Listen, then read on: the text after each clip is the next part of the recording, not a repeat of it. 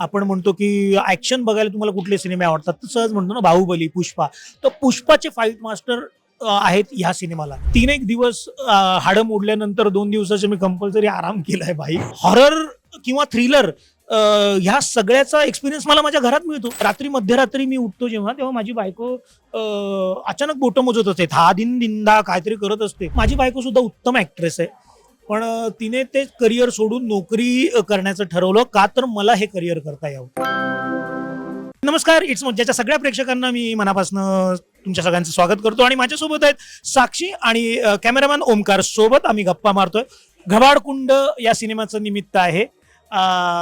बोला तातू. मराठी युनिव्हर्स मधला पहिला सिनेमा आहे आणि त्यात तू आहेस, तर कसा अनुभव आहे?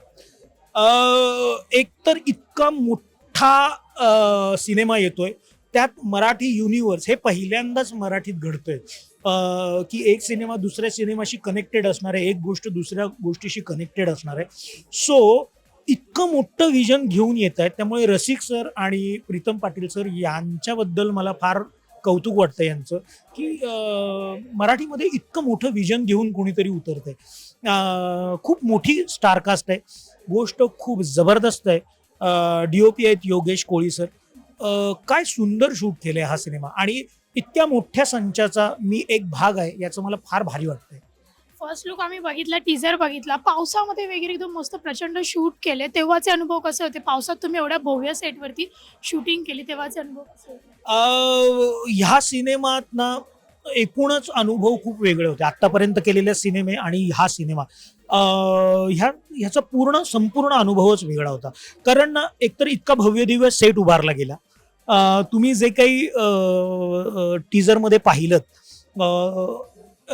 इट्स जस्ट अ ग्लिम्स आपण म्हणू. अख्खा सिनेमा असा आहे. अख्खा सिनेमा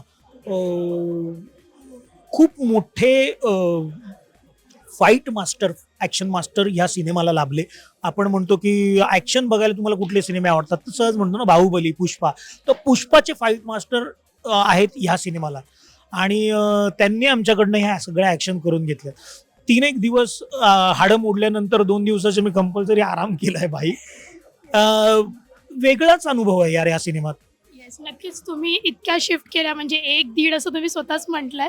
त्यानंतर आता या कष्टाचं फळ होणार आहे आणि आपण ते बघणार आहोत.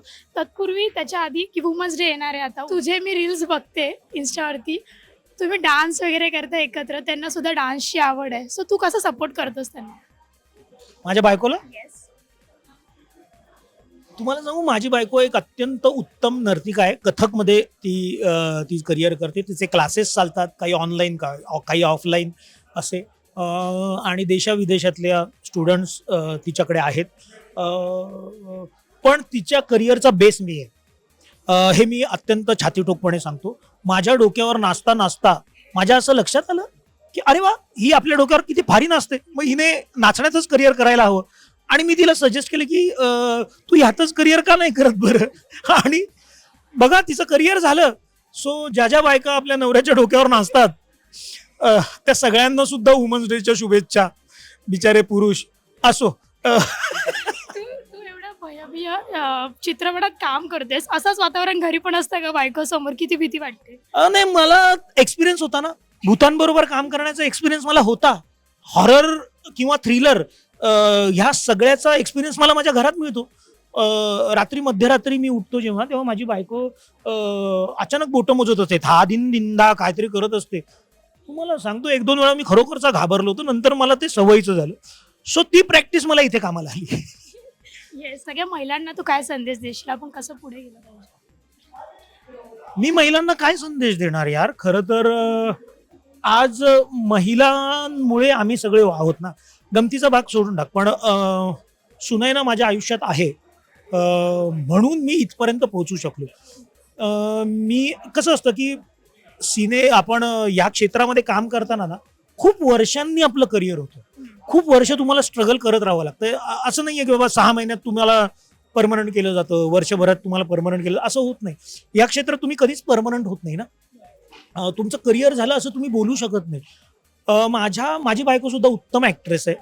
पण तिने ते करिअर सोडून नोकरी करण्याचं ठरवलं का तर मला हे करिअर करता यावं.